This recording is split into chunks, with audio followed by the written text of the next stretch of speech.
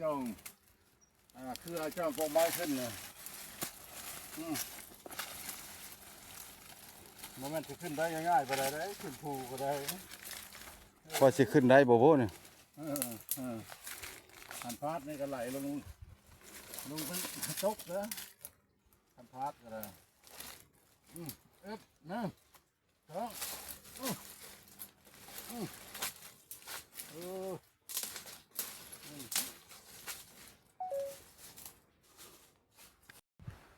ทักทายสบายดี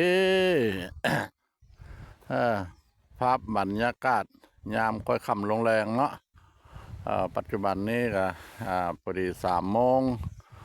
3 โมงแรงของวันที่8เนาะทางพ่อบ้านพะเลาะแหละสิได้พาท่านผู้ชมไปเก็บภาพบรรยากาศอยู่ที่สันภูเนาะอยู่ที่สันภูคันนาสีพาท่านผู้ชมไปเบิ่งว่าทางประชาชนเพิ่นพบเห็นถ้ำอีกแห่งหนึ่งเนาะเพิ่นห้องว่าถ้ำเสือบ่มันสิอยู่นำด่านเพียงด่านขึ้นไปแล้วมันละสิเพียงอยู่เลยมันถ้ำเสืออะไรอยู่หั่นเพิ่นว่าถ้ำนั้นละเป็นถ้ำศักดิ์สิทธิ์นะเป็นจังใดก็มันสิเป็นอะไรเนาะเป็นหน้าประทับใจจังใดแล้วตามพระบ้านพระเลาะไปเลยเด้อ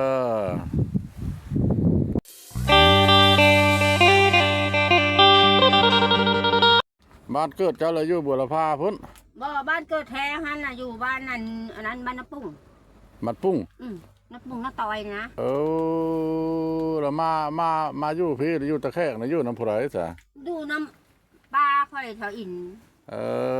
แต่ว่าค่อยบ่มีเบะเพชรแต่เอาไปเฮ็ดทานเพราะว่าผัวเจ้าละบ่มีเนาะเพราะว่ามีมันโมเป็นตะกินค่อยปะปะลูกมันผู้หนึ่งอะไรผู้หนึ่งผู้สองอะไรสองลูกอะไรลูกใครมีมาแล้วลูกเจ้าก็มีเนาะมีเขาบอกอย่าเอามืออยู่น้ำอยู่ค่อยบ่มึงผู้ชายบ่ผู้หญิงสองชายหนึ่งเขาก็มาเยี่ยมตอนที่แรกก็มาลูกสาวมาเยี่ยมมาคอยเจ้าอยู่เนาะมาอยู่เขาก็จะเอามืออยู่น้ำอยู่ค่อยบ่มึงบ่เนี่ยการหาเงินหาข้ามท่าติดยังลูกได้กับตุนลูกเองเขาหาได้ไปเป็นนะฮะยังไปอันนั้นสมโนตัวเล็กเราขึ้นกับบ้านสุขสวรรค์บ่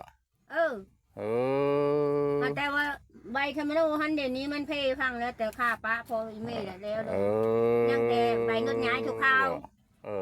ใบเงินย้ายทุกข้าวแล้วข้าวก็จะเลิกว่ะข้าวมันสุขสวรรค์ว่ะโอ้มันว่ะมีได้เฮินปลาค่อยก็มีได้ค่อยถืออันเอามาไว้บ่ยาเขาโกรธมาแล้วมันยากนะอันไม่เจ้าเผาท่านนี่ละเอาไปตัดเอาบนเรือเอาน้ำมาอุดมาอุดทหารเนี่ยบ่ขับมาส่งให้เจ้านะรถมุ่นป้ามุ่นดงไปเพื่อสิฮอดสันภูท่านผู้ชมเลยนี่ละมุ่นป้ามุ่นดนไปกับทีมงานสิบุลงทางบ่ป้าเป้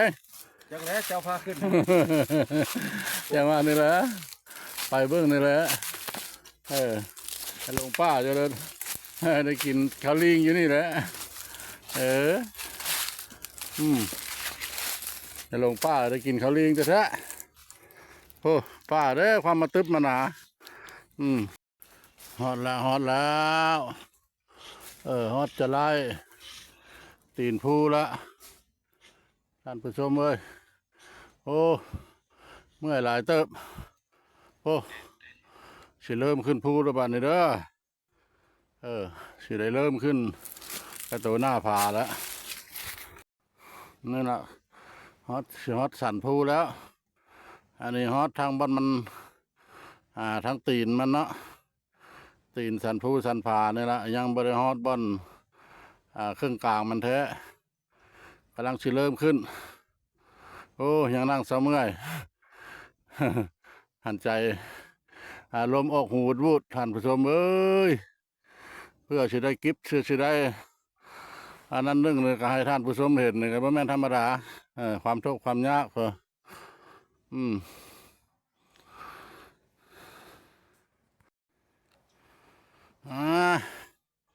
เป็นคือจังซี่ละอันนี้นะมันหน้ามันคอยลงไปลุ่มพุ่นอันนี้มันเป็นหน้าผาทางพ่อบ้านพ่อเลาะยืนอยู่นี่แหละยืนอยู่จุดใจกลางเนาะจุดจอมผาเนาะจอมภูจอมผานี่ละความสูงสั้นก็เป็นคือจังซี่ละเห็นเมดหลังคาเฮือนเนาะซาวแข่งขมวนสันภูคณาฮอตพี่ละเด้อขึ้นมาฮอตพักที่1เนาะพักที่1แล้วกันนะเห็นทำนี้ละความสูงของเนาะความสูงของหน้าผาเนี่ยทางพ่อบ้านพ่อเลาะละปีนหน้าผาเด้อมื้อนี้เด้อปีนหน้าผาผาภูคณาหินน้ำนอเนาะอยู่บ่ไก่เด้อกับเมืองท่าแขกแข่งขมวนเป็นคืออย่างซี่ละคนละคอยเห็นเมิดพอหลังคาเฮือนของพ่อแม่ประชาชนเพิ่นเนาะถนนหนทางเพราะว่ามื้อนี้พ่อบ้านพ่อเลาะก็บ่ได้ไปไสอากาศหนาวแต่เช้าตามเบิ่งแล้วสิคล้ายๆได้เนาะตอนแรงปัจจุบันนี้แหละคือว่าฮ้อนแน่เนาะพอบ้านพะเลาะขึ้นผาปีนผานี่ก็เหือออกแล้วนะท่านผู้ชมเอ้ยหันใจลมออกหูนั่นละยังใครกว่ามาผู้เดียวเนาะได้ชวนทีมงานมาแปลงมานาเนาะมานำผู้หนึงเพราะว่าเอาเป็นนั่นเป็นนี่เนาะทลาดหน้าผาหรือว่าตกหน้าผาเป็นวินเป็นเมาก็พอได้มีผู้เบิ่งผู้ดูแลเนาะนี่แหละมา2 คน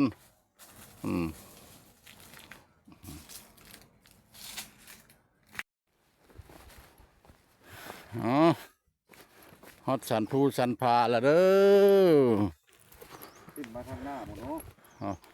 เป็นละ ผู้เจ้าเนี่ย ปิ้นละเดสักกี้เนี่ยฮอดสันภูสันผาแล้วเดี๋ยวนี้ภาพบรรยากาศได้อยู่ในราว4 โมงปลายน้อยนึงเนาะคือเดี๋ยวนี้ละโอ้ยอยากเรื่องไปพุ่นกับพอดีแสงตะเวนเนาะแสงตะวันนี่ละซ่องมาเลื่อมเนาะหน้ากล้องนะพุ่นละเห็นหลังเฮือนหลังซานของพ่อแม่ประชาชนโอ้ธรรมชาติของภูผาป่าไม้มาแปลงเพิ่นขึ้นก้อนแล้วพอยังบ่ได้ถอยหน้าได้ท่านผู้ชมเลยยังขึ้นไปเรื่อยๆขึ้นไปเรียนเต็ดเพิ่นละยังบ่ได้ฮอดจุดสูงสั้นได้มันยังบ่ได้ฮอดบอดจุดมันแท้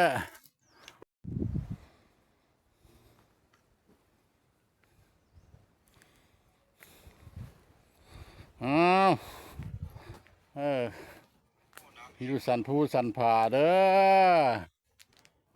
สันภูสันผาภูคณามันเป็นแหล่งท่องเที่ยวอีกบ่อนหนึ่งเนาะบ่ไกลเด้ออยู่ในซานเมืองท่าแขกแข่งขมวนไผ่บ่ฮู้บ่เห็นอยู่นี่มันซอกลีกเนาะดอกนี้นะมันเป็นภูคณามันเป็นลวงกะทิลุงขี้คือหลังแดงเพิ่นว่านอนจะแข็งโมดังใกล้ผ้าความใหญ่ของเพิ่นเนาะเพิ่นเพียดกะทิใส่หนูงวงตามนานบอกเล่าของคนสมัยตะกี้เนาะแต่ข้าวพ่อข้าวแม่พนละ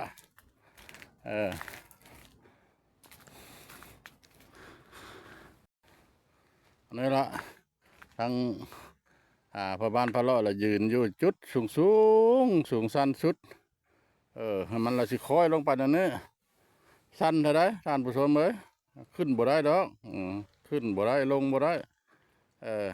คันว่าอุปกรณ์เกือบบุดเนาะบางเทื่อจะขึ้นได้อยู่ผู้หันผู้แหงเพราะว่าหินมันเป็นหินน้ำนอหินน้ำนอจะคือคนเฮ็ดคนทำไว้นี่แหละเนาะเอาการเก็บภาพบรรยากาศในท่านผู้ชมผู้เห็นเนาะทั้งมืดทั้งมวงตั้งแต่ต้นชุดปลายเนาะการไปถ่ายทำภูผานั่นเนาะคะนาภูผาหินน้ำนอภูคะนาทั้งเม็ดทั้งมวลก็พอประมาณนั้นล่ะจากนี้ไปก็ขออนุญาตนำท่านผู้ชม FC เนาะภายในหรือต่างประเทศขอจบคลิปนี้ไว้เพียงสำนึกคำว่าสบายดีสวัสดีครับ